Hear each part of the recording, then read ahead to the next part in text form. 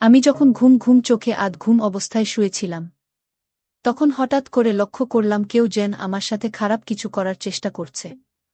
তারপরেও আমি ঘুমের ভান করে শুয়ে রইলাম আর মনে মনে ভাবতে লাগলাম, দেখি লোকটি আমার সাথে কি করে। একটু পরেই আমি লক্ষ্য করলাম যে লোকটি আমার সবকিছু তুলে নেওয়ার চেষ্টা করছে। আমার কাছ থেকে আমার সম্পদ, আমার মান সম্মান কেড়ে নেওয়ার চেষ্টা করছে। আমি ভয়ে হতভম্ব হয়ে গেলাম, কারণ আমার বয়স মাত্র 14 বছর। এছাড়াও অন্ধকার রাত আমার সাথে এরকম ধরনের অদ্ভুত আচরণ করছে। ভয়ে আমার ভিতরটা কেঁপে উঠছিল। যখন লোকটি আমার ওখানে তার বিশাল বড় দিল, তখন আমি আর সহ্য করতে পারলাম না। আমি অনেক কষ্টে তাকে ধাক্কা দিয়ে ফেলে দিয়ে খুব তাড়াতাড়ি লাইটটা অন করি। তারপর লাইট অন করে আমি দেখতে পেলাম আমার মামা আমার সাথে। তারপর আমি কান্না করতে করতে বললাম, মামা আপনি কেন আমার সাথে এমন করলেন? আমি মামিকে সব বলে দিব। তখন মামা বলল, তোর মামি সব জানে, আর তোর মামি আমাকে খুশি করতে পারে না, কারণ সে অসুস্থ। এই বলে মামা আমাকে আবার শুরু করল, বন্ধুরা সম্পূর্ণ গল্পটা শুনলে আমি শিওর বলতে পারি তোমার পানি চলে আসবে। তাই তোমাদের পায়ে ধরে বলি, প্লিজ অন্তত আজকের গল্পটি শেষ পর্যন্ত শুনো। তাহলে আর কথা না বাড়িয়ে পুরো ঘটনাটা তোমাদের বলি। বন্ধুরা, আমার নাম ইসরাত জাহান নীলা। বাড়ির সবাই আমাকে নীলা নামে ডাকে। আমার বাড়ি কুমিল্লাতে। এখন আমার বয়স 21 বছর। আমি আজকে তোমাদেরকে যে গল্পটি বলবো তখন আমার বয়স ছিল মাত্র 14 বছর। ঘটনাটি হয়েছিল আমার নিজের মামার সাথে, যেখানে আমার জীবনের সর্বপ্রথম এত বড় সর্বনাশ করেছিল আমার মামা। আমার মামার বাড়ি আমাদের বাড়ি থেকে প্রায় 15 কিলোমিটার দূরে ছিল। গত গ্রীষ্মের ছুটিতে আমি আমার মামার বাড়িতে বেড়াতে যাই। 2 সপ্তাহের জন্য গ্রীষ্মের ছুটি পেয়েছিলাম।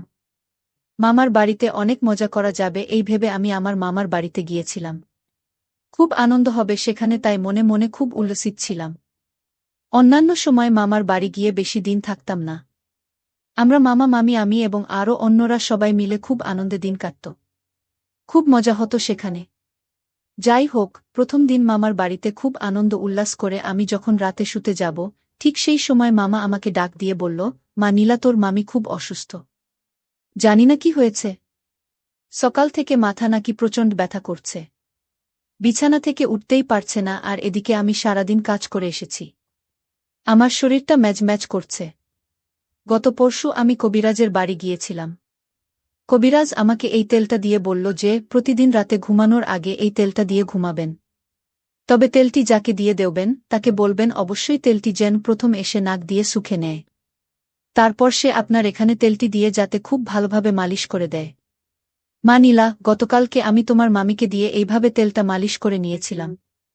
কিন্তু আজকে তো আর পারতেছি না, কারণ আজকে তোমার মামা খুবই অসুস্থ। এখন তুমি যদি কিছু মনে না করো তাহলে দয়া করে আমার এখানে তেলটি দিয়ে একটু মালিশ করে দাও। পিছন দিকে তো আর আমি একা একা মালিশ করতে পারি না। তাই তোমার সহযোগিতা আমার খুব প্রয়োজন। মামার মুখ থেকে এরকম ধরনের করুণ কথা শুনে আমি মামার এখানে এই তেল দিয়ে মালিশ করতে রাজি হয়ে গেলাম। কোনো দ্বিধা করলাম না, কারণ সে তো আমার আপন মামা। তারপর আমি যখন মালিশ শুরু করতে যাব তখন মামা বলল, মা নীলা, সর্বপ্রথম তুমি এই তেলটাকে আগে শুকে নাও। তারপর 2-3 মিনিট পর কবিরাজ মশাই বলেছেন আমার শরীরে মালিশ করার জন্য। আমি মামার কথা অনুযায়ী তেলটাকে কিছুক্ষণ শুকলাম। শুকার সাথে সাথে আমি অনুভব করলাম যেন আমার সমস্ত মাথা ঝাঁকি দিয়ে উঠেছে, সমস্ত শরীরটা ঝাঁকি দিয়েছে। কেমন জানি একটা ঝাঝালো ঝাঝালো ভাব আমার কাছে লাগল। তাতে আমি কিছু মনে করিনি। আমি ভাবলাম হয়তো এটা এই তেলের একটা অন্যরকম পাওয়ার। এরপর আমি তেলটাকে আমার ডান হাতে নিলাম। এরপর মামার পিছনের দিক থেকে, মানে যে জায়গায় ব্যথা অনুভব করে সে জায়গায় দিতে শুরু করলাম। মামা খুব আরাম পাচ্ছিল মনে হচ্ছে। মামা বললা, মা নীলা, তুই তো খুব ভালো করে মালিশ করতে পারিস। এত সুন্দর মালিশ তুই শিখেছিস কোথা থেকে? আমি বললাম, মামা, আমার বাবারও এরকম ধরনের ব্যথা হতো। আমি ছোটবেলায় বাবাকে এভাবে মালিশ করে দিতাম আর বাবাও অনেক আরাম পেত। আসলে আমি বাবার কাছ থেকেই এরকম সুন্দর করে মালিশ করা শিখেছি। মামা আমার কথা শুনে মুচকি হাসি দিল আর বলল, খুব ভালো। আচ্ছা ঠিক আছে নীলা মা, তাহলে আমাকে একটু ভালো করে মালিশ দাও, আমিও তোমার মালিশ পেয়ে অনেক আরাম পাচ্ছি। একেবারে চোখে ঘুম চলে আসছে। মামার মুখ থেকে এরকম ধরনের প্রশংসা শুনে আমি খুব আনন্দ পেয়েছিলাম। আর মামার ওখানে মালিশ দেওয়ার জন্য খুব আগ্রহী হয়ে যাচ্ছিলাম, কারণ মামা আমার খুব প্রশংসা করছিল। আমার দুষ্টু বন্ধুরা, তোমাদেরকে একটি কথা বলে রাখি। মেয়েদেরকে কোনো কাজে যদি প্রশংসা করা হয় তাহলে সেই কাজে কিন্তু মেয়েদের আগ্রহ অনেকটা বেড়ে যায়। তাই আমার অবস্থাও ঠিক সেরকমই হয়েছিল। মামার মুখ থেকে প্রশংসা আরও বেশি পাওয়ার জন্য মামাকে খুব ভালোভাবে মালিশ দিতে শুরু করলাম। এভাবে মামাকে প্রায় 10-12 মিনিট মালিশ দেওয়ার পর আমার কেমন জানি লাগছিল। মাথাটা কেমন জানি আমার হঠাৎ করে ঘুরে যাচ্ছিল। বুঝতে পারলাম না কি হচ্ছে। মাথাটা একটা চক্কর মেরে উঠতেই আমি মামার ওখানে শুয়ে পড়লাম। তারপর যে কি হলো আসলে আমার কোনো জ্ঞান ছিল না। কিন্তু এটা যে মামার একটা বড় রকমের চক্রান্ত ছিল তা আমি বুঝতে পারিনি। এই তেলের মধ্যে হয়তো এমন কিছু মিশিয়েছিল যে কারণে 10-12 মিনিট পর আমি এভাবে পড়ে গেলাম। আর সকালে ঘুম থেকে উঠে দেখি আমার সবকিছু এলোমেলো অবস্থায় পড়ে রয়েছে। মনে হচ্ছে কেউ আমার সাথে খারাপ কিছু করেছে আর আমার নিচের অবস্থা একেবারে খারাপ হয়ে গেছে। আমি বুঝতে পারছি না তখন কি করব। হঠাৎ করে আমার এরকম অবস্থা কি করে হলো? যাই হোক, মামা আমাকে অনেক আদর করত আর অনেক ভালোবাসে ছোটবেলা থেকেই। কিন্তু মামাকে তো আমি কখনো সন্দেহ করতে পারি না। সে তো আমার বাবার সমতুল্য। আমার বাবার চাইতেও আমার মামা আমাকে অনেক বেশি আদর করত। আর সবচেয়ে বড় কথা হলো, আমি যখন মামাকে তেল দিতে গিয়েছিলাম, মানে মালিশ করতে গিয়েছিলাম, তখন আমার মনে হচ্ছিল আমি মামাকে মালিশ দিচ্ছি, কিন্তু সকালে ঘুম থেকে উঠে দেখি আমি আমার রুমে শুয়ে আছি। আর মামা মামার রুমে শুয়ে আছে। সকালে ঘুম থেকে উঠে আমি সঠিকটা আন্দাজ করতে পারছিলাম না। মনে করতে পারছিলাম না রাতে ঘুমানোর পূর্বে আমার সাথে কি হয়েছিল। আমি সেটা ভুলে গিয়েছিলাম। আর তাছাড়া তখন আমার বয়সও ছিল খুবই কম। মাত্র 14 বছরের মাথায় আমার এত কিছু বোঝার ক্ষমতাও ছিল না। আমার মামার বাড়িতে আমি প্রায় 17 দিন ছিলাম। 17 দিনের মধ্যে আমার সাথে 17 দিনই এরকম ধরনের অনাকাঙ্ক্ষিত ঘটনা ঘটেছে, যা আমি কখনো কল্পনাও করতে পারি নাই। প্রথম দিন তো আমি ভেবেছিলাম হয়তো আমি সেটা কোনো দুঃস্বপ্ন দেখেছি, বা রাতের বেলায় আমার স্বপ্নে কিছু হয়েছে যে কারণেই আমার এই অবস্থা হয়েছে। কিন্তু দ্বিতীয় দিনেও আমি দেখলাম আমার একই অবস্থা। আর আস্তে আস্তে মামির শরীর আরও অসুস্থ হয়ে পড়ল। কিন্তু প্রতিদিনই মামা আমাকে দিয়ে এভাবে প্রথমে মালিশ করানোর নামে এই তেল নাকে শুকাতেন। তারপর কিছুক্ষণ পরে আমি জ্ঞান হারিয়ে ফেলতাম আর কিছুই বুঝতে পারতাম না। তারপর আমার সাথে অদ্ভুত ধরনের কিছু হতো। আমি সকালে কিছু বলতে পারতাম না, মনে করতে পারতাম না। শুধু এটুকুই বুঝতে পারতাম যে রাতে কেউ আমার সাথে খুব বাজে আচরণ করেছে, তা আমার এলোমেলো অবস্থা দেখে খুব ভালোভাবে বোঝা যাচ্ছে। মামার বাড়িতে বেড়াতে যাওয়ার প্রায় 8-10 দিন হয়ে গেল। প্রতিদিন আমি এভাবে মামাকে তেল মালিশ করতে যাই, তারপর আমার জ্ঞান চলে যায়। তারপর আমার সাথে কি হয় আমি কিছুই বুঝতে পারি না। বিষয়টা নিয়ে আমি খুব চিন্তায় পড়ে গেলাম। কি করা যায়? আর তখন তো আমি খুব ছোট ছিলাম। প্রতিদিন সকালে ঘুম থেকে উঠে দেখি আমার অবস্থা একেবারে খারাপ। আমার সব কিছু এলোমেলো হয়ে আছে। মনে হচ্ছে কেউ আমার সাথে খুব বাজে আচরণ করে। প্রতিদিন কি আমার সাথে এরকম ধরনের বাজে আচরণ করে? আমি কিছুই বুঝতে পারছিলাম না। কি করব ভেবে কোনো কিছু পাচ্ছিলাম না। হঠাৎ করে আমার মাথায় একটি বুদ্ধি আসলো। আজকে আমি দেখব কে আমার সাথে এরকম করে। কার এত বড় সাহস? আর তাছাড়া মামার বাড়িতে মামা আর মামি ছাড়া অন্য কেউ তো নাই। তাহলে আমার সাথে কে এরকম আচরণ করে? আমি তো কোনো কিছু ভেবে পাচ্ছিলাম না। আর মামা আমার সাথে এরকম আচরণ করবে তা তো আমি কোনোদিন কল্পনাও করতে পারিনি।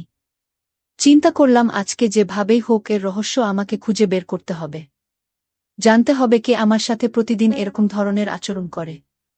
পরের দিন রাতের বেলায় মামা যখন আমাকে ডাকল তার ওখানে তেল দিয়ে মালিশ দিয়ে দেওয়ার জন্য, তারপর মামা যখন বলল তেলটা আগে শুকে নিতাম, আমি একটু চালাকি করে আমার নাকের ভেতরে তুলা দিয়ে দিলাম।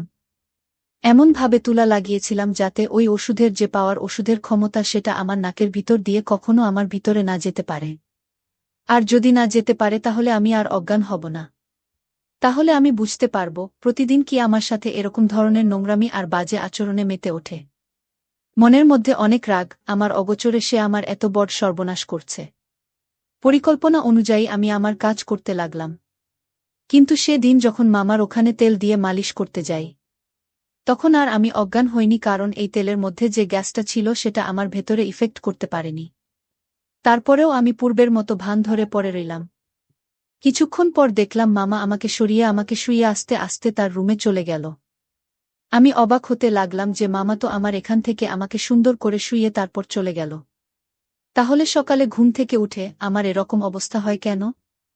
ভাবলাম আজকে সারা রাত জেগে থাকব। দেখব আমার সাথে কি হয়। চিন্তা করতে করতে কোনো ঘুম আসছিল না।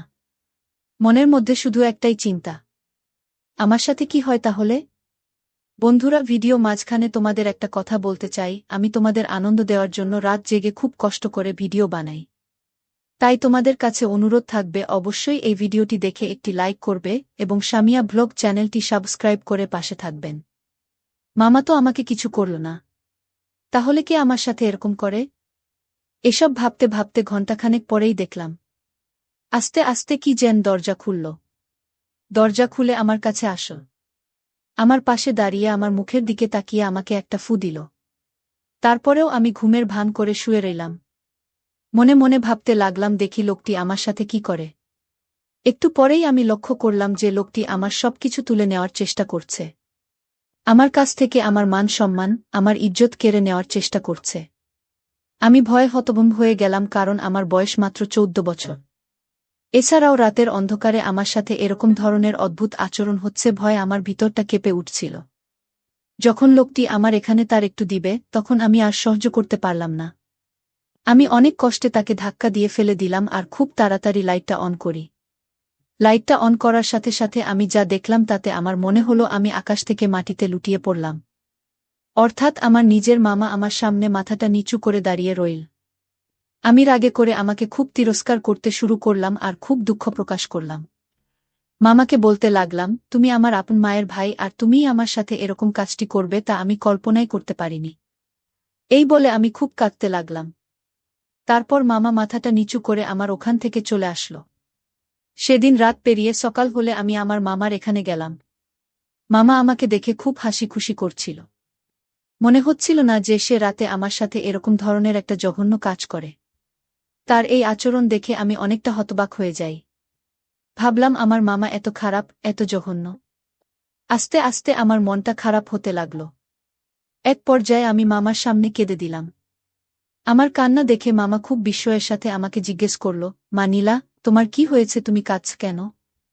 মামার এরকম আহ্লাদের কথা শুনে আমার কাছে আরও বিরক্তিকর লাগছে। এক পর্যায়ে আমি মামাকে বলতে বাধ্য হলাম যে মামা, তোমার বাহিরে এক রূপ আর ভিতরে আরেক রূপ। তুমি আমার সাথে যা করেছ তা কোনোভাবে মেনে নেওয়া সম্ভব না।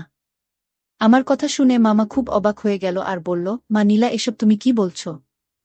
আমি তোমার সাথে কি করেছি? তুমি আমার মেয়ের মতো, আমি তোমাকে মেয়ের মতো ভালোবাসি। আর তুমি আমার সাথে এভাবে কথা বলছ কেন? তখন আমি বললাম, আমি যখন ঘুমিয়েছিলাম তুমি রাতে আমার সাথে জঘন্য আচরণ করনি। মামা বলল, কি বলছো নীলা?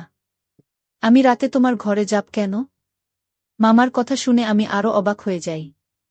ভাবলাম কি হচ্ছে আমার সাথে? আমি স্পষ্ট যেখানে মামাকে দেখতে পেলাম, সেখানে মামা এখন অস্বীকার করছে। আজকে তাহলে পুরো বিষয়টি আমি ভালো করে দেখব। বরাবরের মতো যখন রাত হল তখন আমার সাথে সেই রকম ধরনের ঘটনা ঘটতে যাবে। সেই মুহূর্তে আমি আমার রুম থেকে বেরিয়ে গিয়ে অন্য কোথাও লুকিয়ে রইলাম। কিছুক্ষণ পর লক্ষ্য করে দেখলাম আমার মামাই আমার রুমে ঢুকছে। আমি খুব ভালো করে লক্ষ্য করে দেখলাম। লোকটি যখন আমার রুমে গিয়ে প্রবেশ করল, তখন আমি খুব তাড়াহুড়া করে মামার রুমে চলে গেলাম। মামা রুমে চলে গিয়ে দেখি মামা তার রুমে ঘুমিয়ে আছে। তখন আমার মনের ভিতর অনেকটা ভয় কাজ করছিল। ভাবলাম আমাকে আমি নিজের চোখে দেখে আসলাম, আর মামা তার রুমে ঘুমিয়ে আছে, তাহলে সেই লোকটিকে দেখতে তো হুবহু আমার মামার মতোই দেখা যায়। ঘটনাটি দেখে আমি খুব ভয় পেয়ে গেলাম। ভয় পেয়ে আমার মামাকে ঘুম থেকে গিয়ে ডেকে তুললাম আর পুরো ঘটনাটি আমাকে বিস্তারিত বললাম। তারপর মা বলল, মা নীলা, এই জন্য তুই আমার সাথে এরকম ধরনের আচরণ করতি, তাই না? আমি বললাম, হ্যাঁ মামা। মামা সম্পূর্ণ বিষয়টি বুঝতে পারল। বোঝার পর মামা বলল, আগামী কালকে আমি তোমাকে কবিরাজ বাবার কাছে নিয়ে যাব। হয়তো তোমার সাথে কোনো অপশক্তি রাত্রে বসবাস করে, তোমার সাথে আমার রূপ ধরে জঘন্যতম কাজ করে, আর এই অপশক্তি তোমার ক্ষতি করার চেষ্টা করছে। পরের দিন সকালে মামা এক কবিরাজ বাবার কাছে আমাকে নিয়ে গেল। কবিরাজ বাবা আমাকে খুব ভালো করে পরীক্ষা করে দেখল। তারপর আমার মামা বলল, তোমার ভাগ্নের সাথে এক দুষ্টু জিন বসবাস করে এবং প্রতিদিন রাতে তার সাথে খুব বাজে আচরণ করে। আর সবচেয়ে মজার ব্যাপার হলো, তোমার ভাগ্নের সাথে এই ঘটনাটি ঘটায় তোমার রূপ ধরে। তারপর কবিরাজ বাবার কথা শুনে আমি অবাক হয়ে গেলাম। তারপর মামা বলল, কবিরাজ বাবা আমাদের এখন করণীয় কি? তারপর কবিরাজ বাবা বলল, তুমি কোনো চিন্তা করো না। আমি 7 দিন চিকিৎসা করে তাকে ভালো করে ফেলতে পারব। তুমি তোমার ভাগ্নিকে 7 দিন ফজরের নামাজের পরপরই অন্ধকার থাকা অবস্থায় আমার কাছে নিয়ে আসবে। তারপর পুরো 7 দিন চিকিৎসা করার পর আমার মধ্যে আর এরকম ধরনের কোনো কিছু লক্ষণ আমি দেখতে পাইনি। মনে হচ্ছিল যেন আমি পরিপূর্ণ সুস্থ হয়ে গিয়েছিলাম। কবিরাজ বাবা আমাকে একটি তাবিজ দিয়েছিল, তাবিজটি অনেক শক্তিশালী ছিল বটে। যতক্ষণ এই তাবিজ ছিল ততক্ষণ আমার মধ্যে কোনো অপশক্তি আর কাজ করতে পারিনি। বন্ধুরা, তোমাদের দোয়ায় এখন আমি পুরোপুরি সুস্থ, এখন আমি খুব ভালো আছি। পরিশেষে বন্ধুরা, আমি তোমাদেরকে বলবো, পৃথিবীতে হয়তো এরকম কিছু অদ্ভুত ব্যাপার আছে, যে ব্যাপারগুলো ডাক্তার বা অন্য কোনো চিকিৎসায় তাদের কিছুই করতে পারে না। এরা এক ধরনের অপশক্তি, হয়তো এটাও বিধাতার কোনো এক সৃষ্টি, যা কোনো না কোনো কারণে মানুষের ক্ষতি করার চেষ্টা করে। অনেক সময় আমরা হয়তো এসব বিষয়কে তুচ্ছতাচ্ছিল্য মনে করে এড়িয়ে চলি, কিন্তু বাস্তবতা যে কখন কার জীবনে কোনটা সত্য হয়ে দাঁড়ায় তা কখনো বোঝা যায় না। আমাদের প্রত্যেকটি মানুষেরই উচিত প্রত্যেকটি ছোটখাটো বিষয়ে সিরিয়াস ভেবে নেওয়া। তাহলে হয়তো আমাদের জীবনে এরকম ধরনের অপ্রত্যাশিত ঘটনা থেকে বেঁচে থাকা সম্ভব। বন্ধুরা, আজকে এই পর্যন্তই। আবারও আসব তোমাদের মধ্যে নতুন কোনো ভিডিও নিয়ে। ভিডিওটি যদি তোমাদের ভালো লাগে তাহলে একটি লাইক দাও। প্রতিদিন আমি তোমাদেরকে এমন নতুন গল্প উপহার দিব। তাই তোমাদের দুটি পায়ে ধরে অনুরোধ করছি, তোমরা যদি এরকম ধরনের মজার মজার গল্প পেতে চাও, তাহলে দয়া করে আমার সামিয়া ব্লগ চ্যানেলটি সাবস্ক্রাইব করো। পরিশেষে তোমাদের সকলের সুস্বাস্থ্য কামনা করি। ভিডিওটি দেখার জন্য তোমাদের সকলকে অসংখ্য ধন্যবাদ। হ্যালো বন্ধুরা, কেমন আছো তোমরা? আশা করি তোমরা অনেক ভালো আছো। তোমাদেরকে মজা দেওয়ার জন্য প্রতিদিনের মতো আজকেও নতুন একটি গল্প নিয়ে হাজির হলাম। আজকের গল্পটি খুবই মজাদার হতে চলেছে। আমি 100% গ্যারান্টি দিয়ে বলতে পারি, গল্পটি শেষ পর্যন্ত শুনলে তোমাদের দাঁড়িয়ে যাবে। তাই ভিডিওটা শুরু থেকে শেষ পর্যন্ত দেখার অনুরোধ করছি। তাহলে কথা না বাড়িয়ে এবার আসল ঘটনা বলি। আমার নাম মানিক, 18 বছর বয়স। কুমিল্লা জেলার রেখিল্লা এলাকার থাকি। আমার জীবনে একজন মাত্র মানুষ, আর তিনি হচ্ছেন আমার মা। আমার বাবা বেঁচে নেই। আমার যখন 6 বছর তখন আমার বাবা মারা গেছে। শুধু আমার কথা ভেবে মা আর বিয়ে করেনি। যাই হোক, আমার মায়ের পরিচয়টা তোমাদের দেই। 39 বয়সী আমার মা একজন স্কুল শিক্ষিকা। তাও যেমন তেমন নয়, বাংলাদেশের খুব পরিচিত একটা English medium school and college স্কলাস্টিকার শিক্ষিকা আমার মা। আমার মা প্রচণ্ড স্মার্ট একজন নারী। সব কাজে সে পারদর্শী। আমিও ওই কলেজেই পড়ি। মা একসাথে বাসার ও কলেজের সকল দায়িত্ব সামলাচ্ছে সফলতার সাথে। পৃথিবীতে আমার কাছে আমার মার চেয়ে সৌন্দর্যময় নারী আর একটাও নেই। আমি কখনো মাকে বাজে নজরে দেখিনি, কিন্তু মার যতটাই প্রকাশক সৌন্দর্য, তাতেই বলছি মার চেয়ে বেশি মার কেউ পাবে না। গত সপ্তাহে মার কাছে সব মিলিয়ে 4টি প্রপোজাল এসেছে বিয়ের। কিন্তু মা সবাইকে একই কথা বলে যে, আমার ভালোবাসা আমাদের মা ছেলের বাইরে কেউ ভাগ পাবে না। আমি মার ভালোবাসায় পাগল, আর আমরা কেউ কাউকে ছাড়া বাঁচতেই পারি না। এমন কোনো বিষয় নেই যা আমি মাকে বলতাম না। আমি ছোট থেকেই খুব শার্প। ক্লাস 1-এ ভর্তি হবার পর আমরা মা ছেলে কর্তৃপক্ষ ছাড়া কেউ জানে না। কখনো আমরাও এমন আচরণ করি না যে কেউ বুঝবে। যদিও এটা মা আর আমি প্ল্যান করে করেছি, কারণ আমাদের খুব মজা লাগত। মাকে এখনও দেখতে 20, 22, 23 বছর বয়সী মনে হয়। মা সব সময় 3 পিচ পরে। তবে তা হাতা কাটা বা ফুল হাতা এক এক সময় এক এক রকম, তবে খুব টাইট নয়। এতেই মাকে দেখে যে কোন পুরুষ পাগল হতে বাধ্য। মা প্রতিদিন আমাকে নিজেই গাড়িতে করে কলেজে নিয়ে যায়। আমাদের একটা হোয়াইট স্কোডা গাড়ি আছে, সেটা মা নিজেই ড্রাইভ করে। মা বাসায় কাজ করার সময় কোমরে ওড়না বেঁধে কাজ করে। আমাদের ঘটনা শুরু হয় খুব সাধারণভাবে এবং পুরো প্রাকৃতিক উপায়ে এবং অ্যাক্সিডেন্টালি। একদিন আমি একটা অঙ্ক বুঝার জন্য মার রুমে ঢুকলাম। রুমে ঢুকেই আমি ও মা সামনাসামনি, ও দুজনেই অবাক হয়ে গেলাম। কারণ মা মাত্র গোসল করে বের হয়েছে আর শুধু টাওয়াল পরা ছিল। আমি কয়েক সেকেন্ড কোনো কথা বলতে পারিনি। চোখ মার উপর থেকে সরছে না, কিন্তু লজ্জা পেয়ে মার চিৎকারে আমিও একটা চিৎকার দিয়ে বেরিয়ে আসি। এসে বাহিরের দরজার পাশে দাঁড়িয়ে বলি, শরিমা, আমি একটা অঙ্ক বুঝতে এসেছিলাম, পরে বুঝে নিব। এই বলে আমি আমার রুমে গিয়ে খাটে বসতেই মার দেখা এই পলকে সৌন্দর্য চোখ থেকে সরাতে পারছি না। হঠাৎ বুকটা ধরফর করছে। চোখ পড়ল প্যান্টের দিকে। আমি ভয় পেয়ে গেলাম। দেখি প্যান্ট ফুলে ঢোল হয়ে আছে। আমার মন ভাঙচুর হয়ে যাচ্ছে মাকে এমন আবেদনময়ী রূপে দেখে। কখন যে ঘুমিয়ে গেলাম বলতেই পারি না। ঘুম ভাঙতে দেখি তখন সন্ধে হয়ে গেছে। উঠে ফ্রেশ হয়ে বের হলাম রুম থেকে। সামনে মা পড়ে গেল। ড্রয়িং রুমে বসে টিভি দেখছে আর সবজি কাটছে। আমায় দেখে হাতে ইশারায় পাশে বসতে বলল। আমি বসলাম। মা একটা হাতাকাটা ব্রাউন সালোয়ার কামিজ পরা ছিল। সুন্দর লাগছে, কিন্তু মার চেহারা দেখে মনটা ভেঙে গেল। আমার মাকে নিয়ে কি সব বাজে চিন্তা করেছি আমি, ছি। হঠাৎ মার ধাক্কায় জ্ঞান ফিরল। কি হলো বাবা? কি ভাবছিস চুপ করে? না আম্মু, কিছু না। তোর জন্য বিরিয়ানি রান্না করেছি। আয় খাবি, চল। মা একদম স্বাভাবিক হয়ে আছে। হয়তো নিজেও লজ্জা ঢাকছে। আজ আমায় খাইয়ে দিবে মা? মা আমার দিকে এক পলক অপরূপ দৃষ্টি করে চেয়ে বলল, আয় কাছে আয়।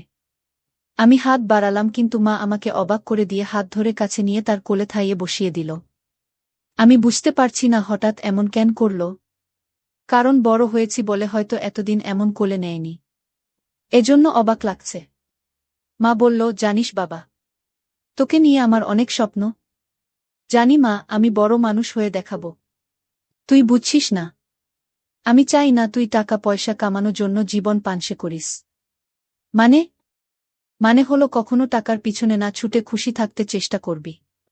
টাকা এমনি আসবে। ও আচ্ছা। মা আমাকে খাইয়ে দিল। এমন মার প্রতি রাতে কি নাকি ভেবেছি আমি, ছি। ভেবেই খারাপ লাগছে। আমরা যে যার রুমে গেলাম ঘুমাতে। সারারাত নিজেকে দুষেছি আমি।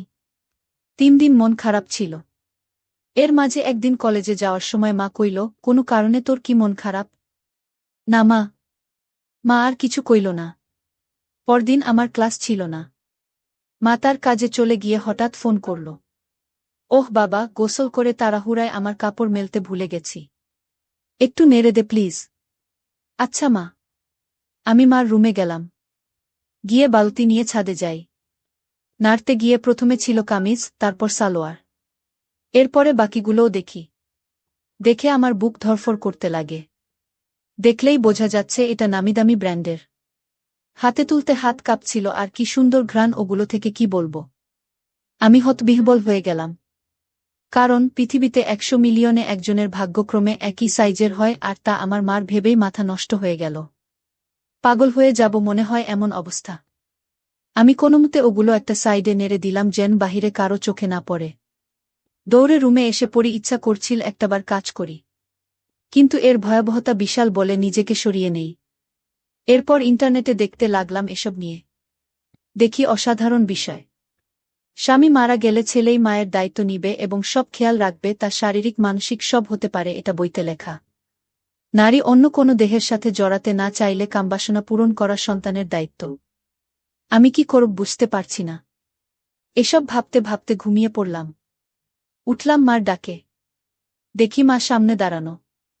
বসল বিছানায় ও আমার মাথায় হাত বুলিয়ে কইল, ঘুম শেষ হলো? আয় খাবি আয়। আমি উঠে গেলাম ডাইনিং রুমে। মা চা বিস্কিট এনে বলল, চল ছাদে বসি। আমরা ছাদে বসলাম। গিয়েই মা কাপড় দেখে কইল, আমি আজ ভুলেই গেছিলাম। এই রে, আমার ওই কাপড়গুলো কোথায়? আজ কি ধুয়ে দেইনি নাকি? না মা, ওইটা পিছনে আছে। এমনভাবে কইল যেন ছেলের সামনে এগুলো কোনো ব্যাপারই না। মা সব কাপড় তুলে হাতে নিল। মা কইল, গরমের ছুটিতে দিয়ে দিল। বলো কোথায় যাবে ঘুরতে? আমরা তো বাসায় সময় কাটাই না। চলো এই ছুটি বাসায় নিজেদের সময় দিই। মা অপলক তাকিয়ে আছে আমার দিকে। কি মা ভুল বলেছি? মা আমার গালে হাত বুলিয়ে কইল, কোনো ভুল বলিসনি বাবা। তুই অনেক বড় হয়ে গেছিস বাবা। Love you baby. বলেই মা আমায় বুকে জড়িয়ে ধরল। এটা অবশ্য সব সময় হয়। কিন্তু আজ ভিন্ন একটা ঘ্রাণ আসছে মার গায়ে। এটা মমতা আর কি একটা ভিন্নতা বুঝলাম না। তো পরদিন আমি টিভি দেখছি আর মা ঝাড়ু দিচ্ছে। আমি দেখলাম মা আজ ওড়না পরেইনি। আর ঝাড়ু দেওয়ার সময় একটু ঝলক দিচ্ছে। আমি জানি না কেন চেয়ে চেয়ে মাকে দেখছিলাম। হঠাৎ একবার আমিও মার দিকে তাকালাম, মাও তাকালে, চোখাচোখি হল। আমি খুব ভয় ও লজ্জা পেয়ে গেলাম। মা না জানি কি ভাবছে। আমি আর তাকালামই না। ভয়ে ভয়ে আছি কি যেন বলবে আমাকে।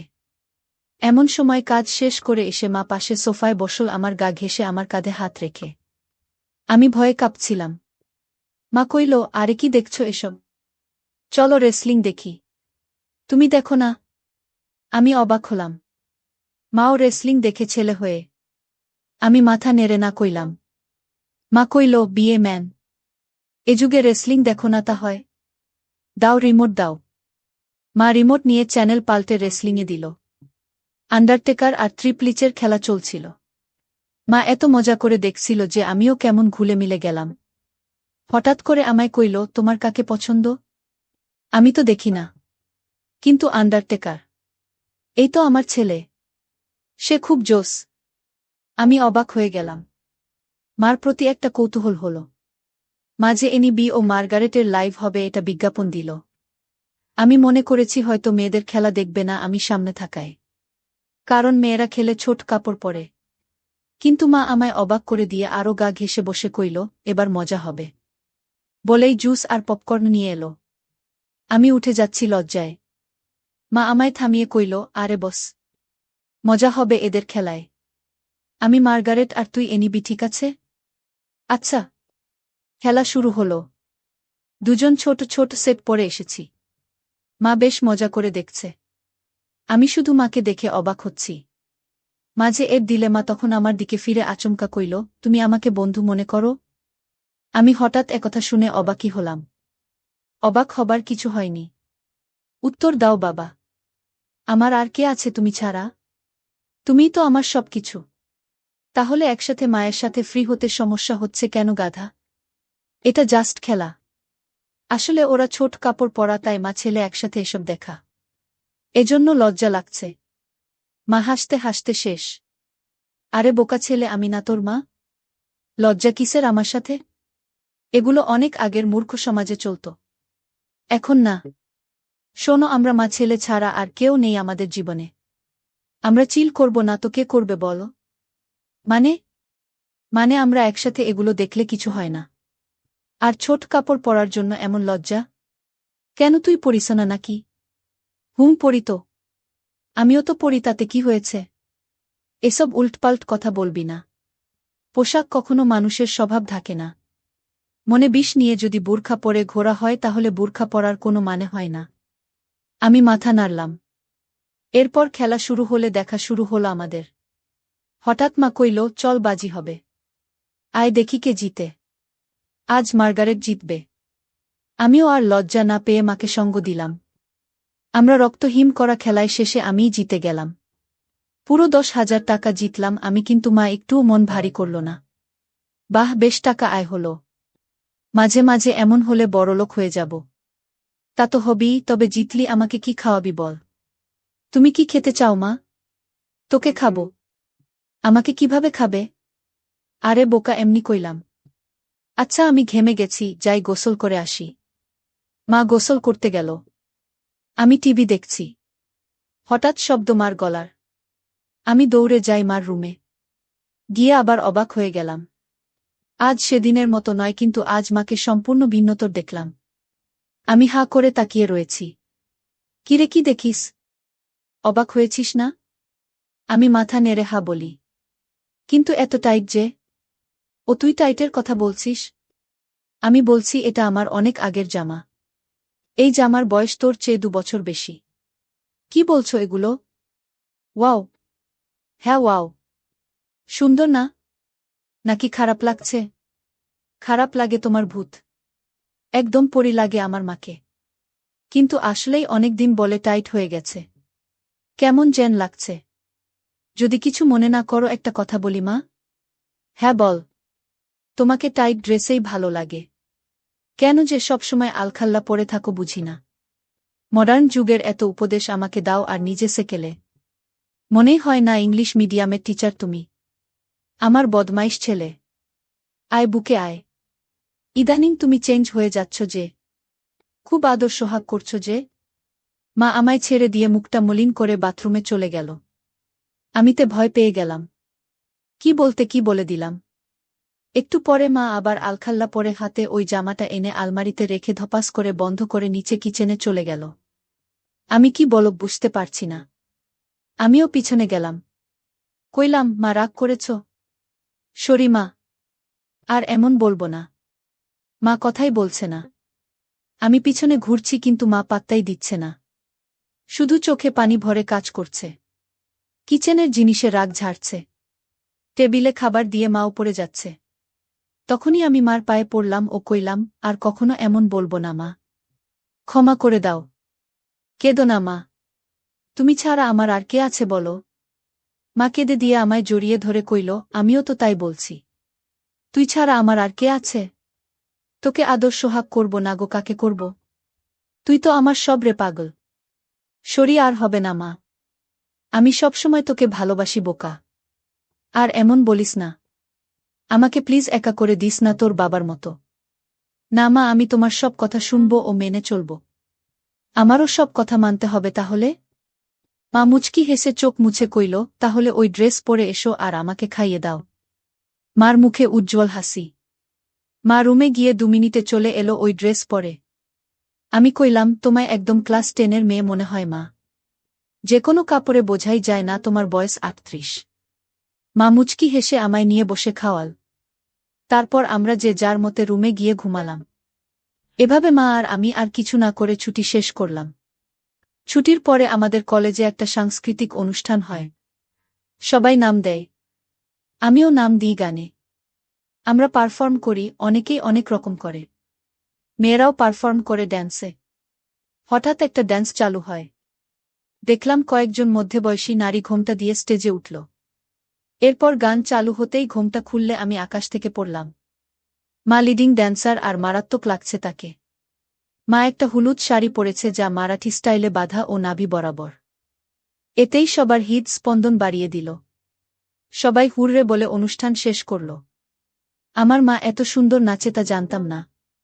ছেলেরা সবাই তো বলছেই, সাথে মেয়েরাও বলছে ম্যাম খুব স্মার্ট।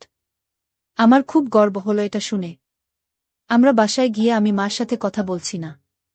মাতা দেখে কইল, কি হয়েছে আমার প্রাণ ভোমরার? ইস, আবার প্রাণ ভোমরা বলছে। কখনো তো বলনি নাচতে পারো। আমাকে তো কখনো নাচ করে দেখাওনি। মা আমার কাছে সোফায় বসে গা ঘেঁষে কইল, এই যে মশাই, আপনাকে সারপ্রাইজ দিতেই বলিনি আগে। এখন আপনিও তো অবাক হলেন তাই না? আপনার জন্য এত কিছু করলাম আর আপনি যদি মন খারাপ করে থাকেন তাহলে হয়। সরি। আচ্ছা, ঠিক আছে। তুমি এত সুন্দর নাচতে পারো আমি জানতামই না, আর কি ড্রেস পরেছ তুমি ওখানে, আমি অবাক। কখনো তো এমন খোলামেলা পোশাকে দেখিনি। খোলামেলা কই? এত মারাঠি স্টাইল আর খোলামেলা কি বলছ? আমাকে কি খুব খারাপ লাগছিল? নাউজুবিল্লাহ। তোমাকে আর খারাপ লাগবে? তা অসম্ভব। পৃথিবীর সবচেয়ে সুন্দর নারী আমার মা, আর তাকে খারাপ লাগবে? তোমায় মারাত্মক লেগেছে মা। মা আমার গাল ধরে কইল, থ্যাংক ইউ। মা একটা কথা বলি? হ্যাঁ বল। আমাকেও একদিন নেচে দেখাবে প্লিজ মা? তুই আমার নাচ দেখবি? ভালো লেগেছে? খুব। আমি ভাবতেও পারিনি এত সুন্দর নাচো তুমি। আজ সবাই তোমার প্রশংসা করছিল। প্লিজ মা দেখাবে বলো না? অবশ্যই দেখাবো বাবা। আমার পৃথিবী তুই, আর তোকে খুশি করতে সব করতে পারবো। বল কি ড্যান্স দেখবি? যেই কস্টিউম আছে তার বিচারেই যা ইচ্ছা তোমার। আচ্ছা তুই বস, আমি আসছি। বলে মা গেল রুমে। একটু পরে এসে আমায় পুরো চমকে দিল। মা একটা শাড়ি পরেছে, যা ট্রান্সপারেন্ট মেরুন রঙের। ফলে সব উদীয়মান তা দেখে আমি সোফা থেকে দাঁড়িয়ে যাই। মা আমায় এমন উঠতে দেখে কইল, এখন আমি তোর টিচার নই বোকা। দাঁড়াচ্ছিস কেন? আমি কেন বলে দিলাম, তোমায় আজকে সত্যি অসাধারণ লাগছে মা। বলার পর খেয়াল হলো আমি কি কইলাম। জিভ কেটে কইলাম, ওফ সরি মা। আমার ভুল হয়ে গেছে, আর বলবো না এমন পচা কথা। মা আর চোখে একটা চাহনি দিয়ে কইল, আমি কি হই তোর বলতো? আমার মা। তাহলে এমন কেন করছিস? মা নাকি তার সন্তানের কাছে সবচেয়ে সুন্দর হয়। তুইও তো বললি। তো প্রশংসা করতে এত দ্বিধা কিসের? ওই যে ভাষাটা বিব্রত তাই। চুপ করতো, কোনো বিব্রত নয়। এদেশীয় ভীত সংস্কৃতি তোর ভিতরে কিভাবে এলো বুঝলাম না। এটা কোনো বাজে শব্দ নয়। যাকে যা লাগে তাই বলা উচিত, বুঝেছিস? চাইলে আরও কিছু বলতে পারিস। আমি ভ্যাবলা হয়ে কইলাম, হ্যাঁ। কিন্তু মাকে এসব জাতীয় কথা বলা কি ঠিক? মা আমায় হাত ধরে সোফায় বসে কইল, দেখ বাবা, আমি তোর মা। আমায় তুই যা খুশি বলতে পারিস। ভালো লাগলেও বলবি, খারাপ লাগলেও বলবি, তাতে কোনো সমস্যা নেই। এখন তুই যদি আসলে আমায় মা বলে আপন নাই বা ভাবিস, তাহলে আর আমার কি করার? স্বামীকে হারিয়ে একমাত্র সন্তানের সঙ্গ কপালে না জুটলে তো আর কিছু করার নেই। আমি বুঝলাম মা মনে মনে কষ্ট পাচ্ছে, আর প্রশংসা করায় মা আমায় বাধা দেয়নি। পশ্চিমা দেশের মতো মা আমায় স্বাধীনতা দিচ্ছে, ভালো তো এমনিতেই বাসে মা। তাই মার মন ভালো করতে কইলাম, okay my dear loving mother, let's show me your best move. মা হেসে দিয়ে আমায় ধন্যবাদ দিয়ে কইল, লাভ ইউ মাই ডিয়ার। তোর জন্যই বেঁচে আছি আমি। আমায় তুই বুঝিস বলেই আমি পরিণত মা। বল কোনো গানে নাচব? কাটা লাগা গানে। মা চোখ বড় করে কইল, নুটি বয়। আমি হেরে যাওয়ার মতো মাথা নিচু করলাম। মা আমার থুতনি ধরে তুলে চোখে লাস্যময় হাসি এনে কইল, আমার ছেলে বলবে আর আমি মা হয়ে তা করব না, এটা হতে পারে না। বলেই মা কাটা লাগা গান বাজিয়ে পৃথিবীর সকল সৌন্দর্য নিজের উপর এনে নাচতে লাগল। সে কি মুভ ও স্টাইলে নাচল কি বলবো। মনে হচ্ছিল যেন আমার গার্লফ্রেন্ড হলেও এমন ভঙ্গিতে নাচত না। পুরোপুরি বোল্ড লাগছে মাকে। আমি দাঁড়িয়ে হাততালি দিলাম ও মাকে গিয়ে সালাম করলাম। মা অবাক হয়ে গিয়ে কইল, কি ব্যাপার? সালাম কেন?